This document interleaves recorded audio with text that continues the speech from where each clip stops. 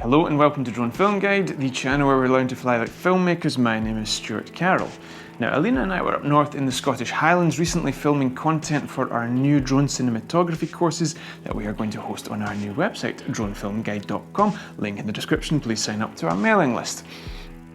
In order to capture the magnificence of the landscape, drone shots were a great start, but we wanted to play around with panoramas, those big wide images, stitching photos together to really create a sense of the magnificence of the landscape. The DJI Spark and the DJI Mavic have a firmware update that allows you to create panoramas in the DJI Go app, but unfortunately our knackered old Phantom 4 doesn't have that functionality. We found a really cool piece of software that we're going to talk you through now. I should say we have no links to it, no affiliations, no nothing. I just googled free panorama stitching software and this was one of the results that I found, and I want to share it with you now because doing these panoramas manually, stitching them together the old-fashioned way, gives you so much more manual control and really allows you to get involved in the creative process in a way that I think the DJI Go app doesn't really let you do. So let's jump into it, have a look at it and see if you can have some fun as well creating some cool drone panoramas.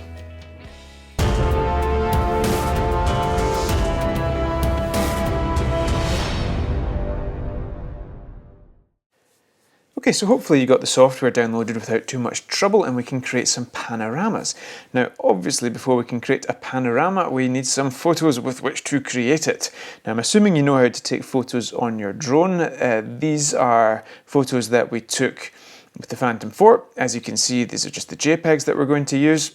For a better depiction of what was going on there, let's just have a quick look in Final Cut. So panorama, obviously we're panning from left to right, right to left, taking photos as we go. You need to leave a nice overlap so the software has something to work with to stitch the photos together. And as you can see, if we keep going, we move to the right, click, move to the right, click, move to the right, click. I've left loads of overlap here. You probably only needed about a third or so, but I've left about half here. But the software is so good at stitching it together. This really is quite a talentless exercise and it's absolutely brilliant fun because of it. So let's jump into the software and see how we get on with these photos. Here we are in the software now and we need to load some images. Now there's two interfaces in this software which can be a little bit confusing admittedly. One way to add some images is down here, so let's add some images. These are the photos that we were working with that I showed you a second ago. So let's open those and as you can see they're listed here. Now when I get a bit lost in this, the place that I want to be is press this GL button up here and this takes me where I want to be. 11 images are loaded. This is the other place you can load the images if you end up on this screen first off, but we've already loaded them, so let's cancel that. Let's click Align. Now this takes a little bit of time depending on your computer. We have a fairly nice 2015 MacBook Pro working this through, so it doesn't take too long, but let's see how long this takes.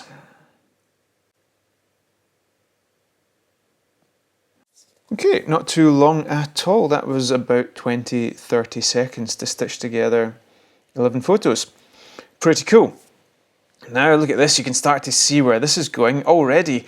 Bingo, job done. Looks amazing, how cool is that? 11 photos stitched together. Let's have a look through that. I can't see any mistakes, nor should there be. I mean, there's nice overlap in all the photos and the software has done the job beautifully. Look at that. Images controlled by 368 control points, all done for you. Now, this is where it gets really cool, and this is why I prefer this approach to the DJI app approach. Let's click on this move or drag. I don't like this composition right now. This is not how I want to represent the panorama. I don't want this mountain right in the middle. I want to look down the valley with these mountains on either side. So I've clicked the move or drag. Let's just drag this to the side. Whoops. Yeah, you can have a bit of fun with that as well.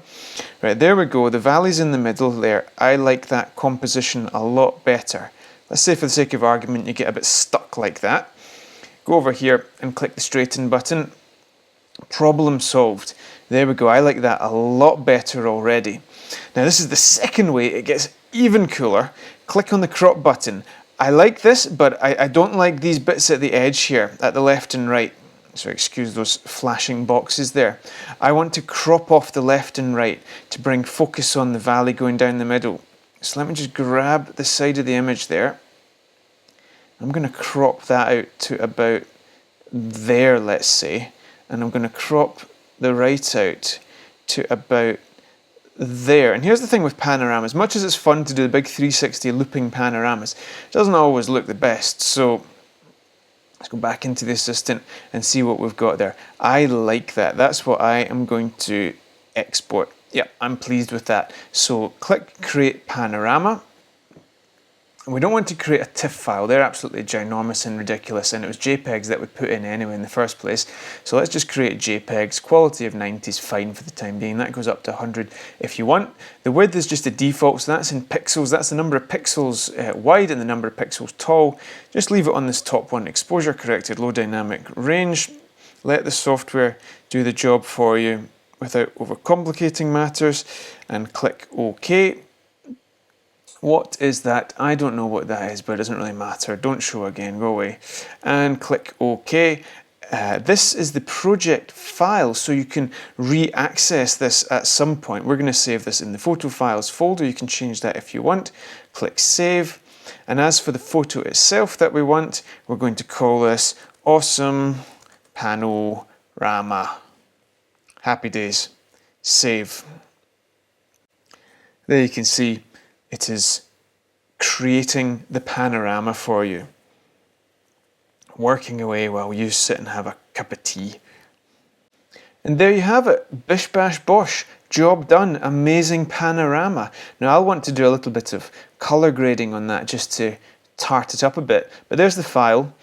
There is the project file I was talking about, so you can go back into that and re-export a wider version, a narrower version, whatever you want, and have a bit of fun with it. But there's your panorama. Now obviously you can go to town with color correction and color grading on this kind of stuff, but just to keep this super easy, I'm going to open this with Preview on the Mac. Now Preview is nothing more than just what it says in the tin, a preview tool for pretty much any file on the Mac, but it allows you to adjust the color on some photos, so let's just do that. Here you can see on the histogram actually it makes it pretty clear that the whites are not white and the blacks are not black, so let's add some contrast. Let's stretch out these highlights, just get a bit of life back in this image, stretch out the shadows a little bit. There we go, we're looking at a much nicer, more contrasty image there, and quite frankly I think the job is done. Maybe add a bit of saturation, personal taste really, what you're going for there. Happy days. So there you have it, stunning panoramas taken in the most basic way possible. I just absolutely love how simple this is. Taken on the Phantom 4, JPEG files, don't need to mess about with huge raw files, done on a free piece of software which is absolutely brilliant, and color graded in the easiest way possible. Anybody can do this, you can do it. Show me your panoramas down in the comments below, and as always don't forget to stay tuned for the next episode of Drone Film Guide coming soon.